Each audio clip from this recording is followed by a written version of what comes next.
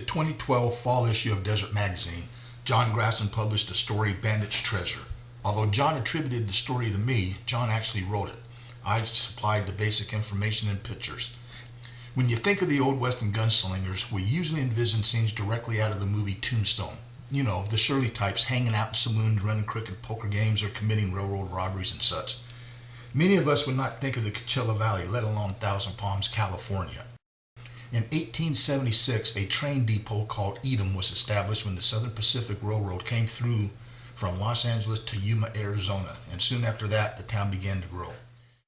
In October of 1961, my parents bought their first house in Thousand Palms. My sister was just starting kindergarten and I was 3.5 years old at that time. The Ramon Overpass was being built and Harry Oliver still lived in its 100-year-old Fort Oliver on Varner and Ramon. Around early 1962, my parents were out on an early evening walk, and no sooner had they started walking when my mom kicked the sand berm and discovered something. What she uncovered was a rusted old pistol. It was missing the trigger and the right grip. Being in such bad shape, of course my dad told her just to throw it back, that it was a piece of junk. Naturally, she didn't think so. She saw something in that old pistol, possibly a piece of history. She definitely made the connection with that old pistol, and it piqued her interest. Her biggest wonderment was the 6 notches that were cut into the butt of the surviving left grip. She knew, as most of us, if notches were cut into the butt of the revolver, it usually meant someone had killed somebody. This gun had 6 of them. At least that was always the legend she heard when she was a kid growing up. One can only wonder if the missing grip had any more notches, or even maybe somebody's initials. I remember my mom and dad discussing that gun from time to time while I was growing up. Eventually, in June of 1987, she decided to write the Colt Company and see what information she could learn from them.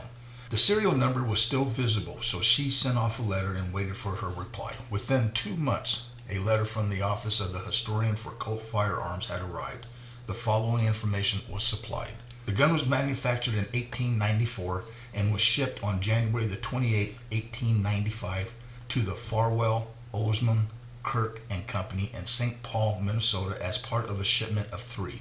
Finally, she knew how old the gun was, but as usual, the more questions were answered, the more she had. Who lost it? Why were the notches cut into the butt? When was it lost? These questions and more caused her imagination to run wild. What was the story behind the gun? In 2000, my mom shipped that gun to me to keep as my own, and in 2010, my curiosity got the best of me. I asked myself the question, how long would a gun have to have laid out in the desert to get that age, because it was very pitted. So I decided to take it to the gun shop in Thousand Palms to have them take a look at it. Needless to say that they were very interested. They took photos of the gun and were soliciting help from everyone they knew. Their best guess was about 40 years, if not longer. Since that gun was found in 1962, that could mean 1922 or earlier. As old as the pistol was, it was the notches on the gun which drew the greatest interest among them.